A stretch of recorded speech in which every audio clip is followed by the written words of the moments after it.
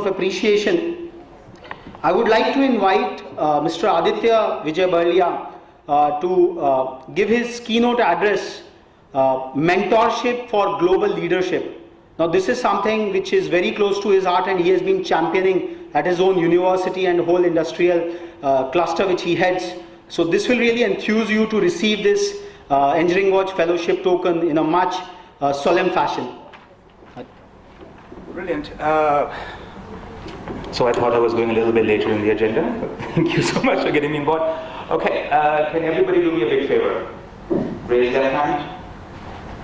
Keep it up there. Raise your right hand. Both of them up there and stretch.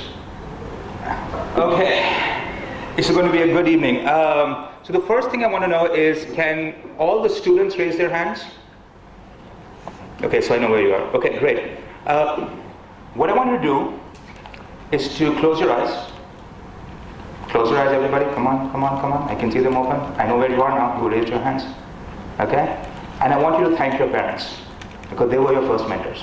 They were the people because of which you are here today.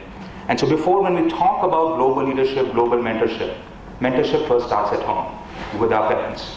And so to all the parents who are here, I want to thank you from the bottom of my heart for raising such great children. And if you'll just get a hand for all the parents here, please.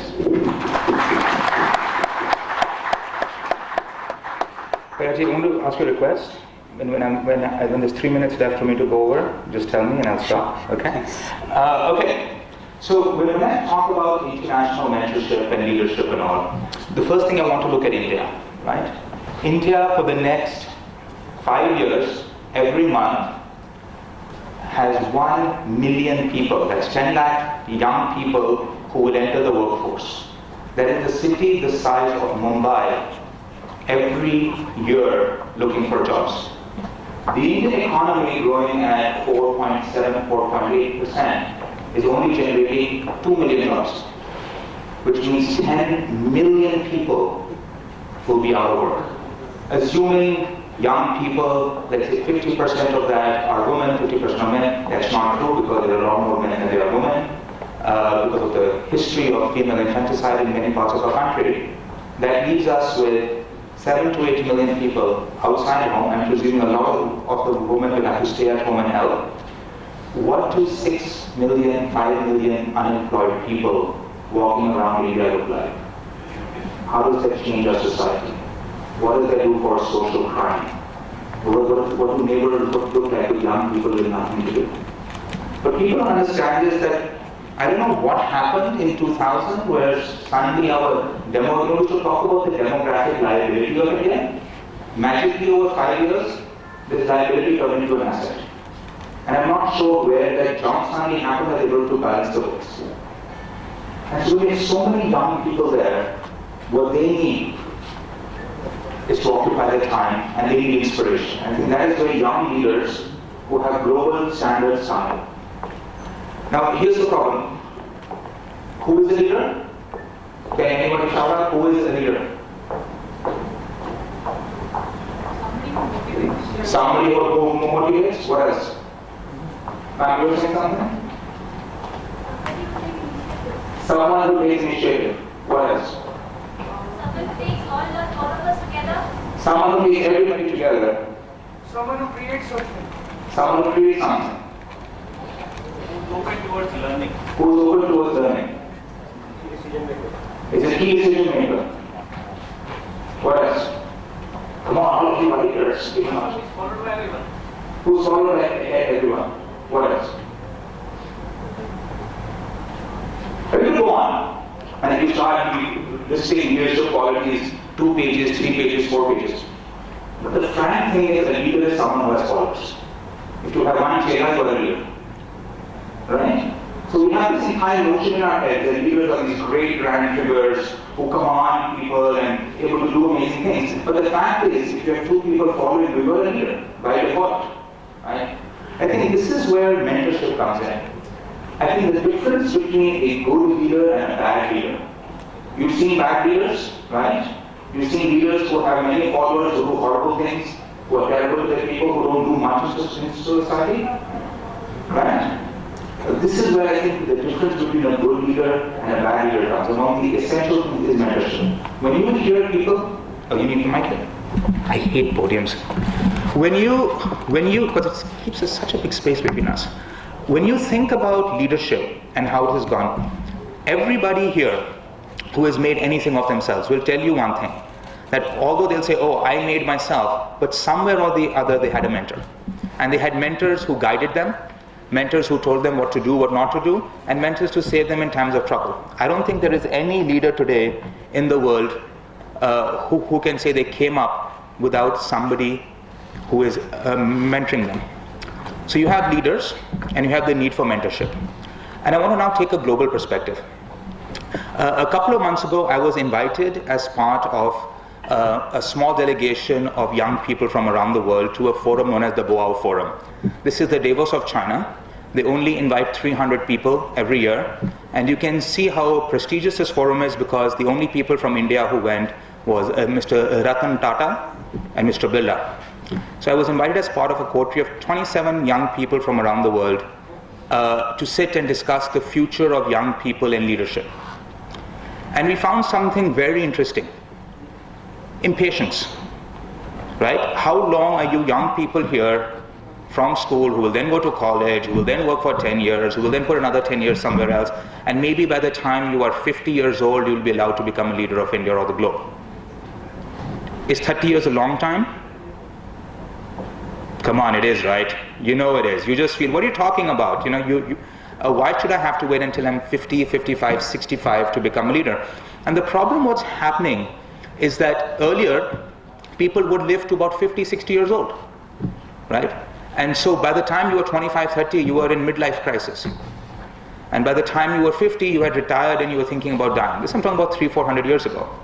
So now people can live until they're 90, 100, 120 even. And so you have people who never let go. I think the biggest hero for young people everywhere is Pope Benedict the 14th. Why? Because in the last 600 years, no sitting pope has said, you know what, I'm too old for this. I think a younger man, but younger, okay, maybe 10 years younger for him, but a younger man should come and do this work and I will retire.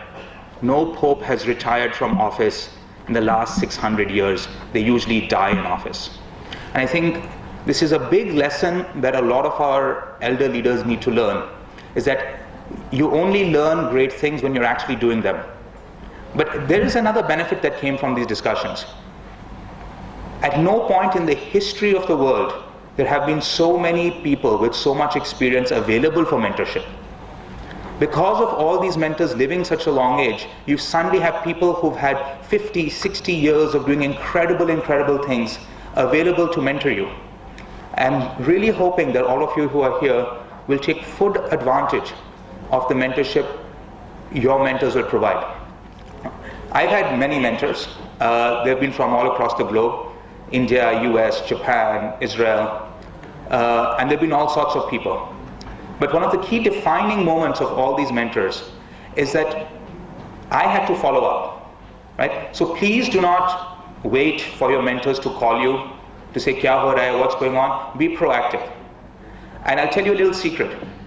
Your mentors have basically given you full license to call them whenever you need to. Okay? So feel free to bother them, feel free to bombard them with emails, feel free to ask them for favors. That's their job. Okay? Your job is to make sure you listen to them and to follow their advice as much as it's possible. Can we make a deal there? Yes? Do you promise to nag your mentors? Because they're busy people, right? If you don't keep phoning them and saying, I sent you that last week, kya hua? Right? Don't feel bad that they might feel upset. They volunteered for this, that's their job. The last thing which I'm going to talk about, just one simple fact about the mentor and mentee relationship, particularly from a global and international perspective. What are the three things a mentor brings to the table that are absolutely essential that you should definitely take use of?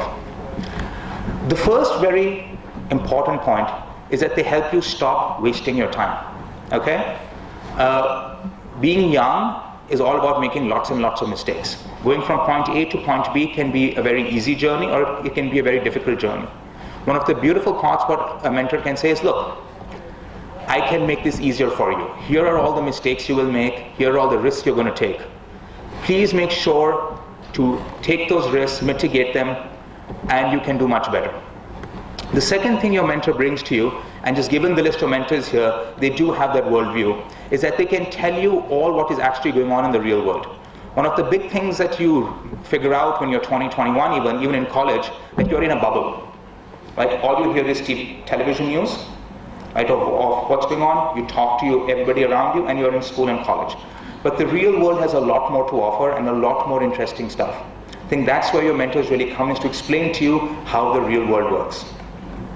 And the third, which for me has been extraordinarily useful, is mentors tell you what to read and what to watch. The most amazing parts have been your mentors giving me books. They've been out of print for 60 years, and they'll be like, look, this is the one book that transformed my life. I read 50 books, and out of 50 books, this is the one book that has made a difference. And to use their counsel, their advice on saying, look, what should I be reading? What should I be consuming in order to make myself a better human being? And that's something that mentors bring to the table. I won't take more of your time. I know all of you are eager to get your nice citation and awards in your hands. But this is a fantastic journey. The biggest mistakes I have made in my life is having available to me great mentors and not making the maximum use of them. The biggest mistakes I've made of my life is to not actively go out and seek mentors. And so you've gone through a very rigorous process. Congratulations, this was not easy. Interviews, written examinations and all, and you are the best of the best. And that's great. And I really encourage you to take that to the next level with the help of your mentors. Thank you so much for your time, and congratulations to you all.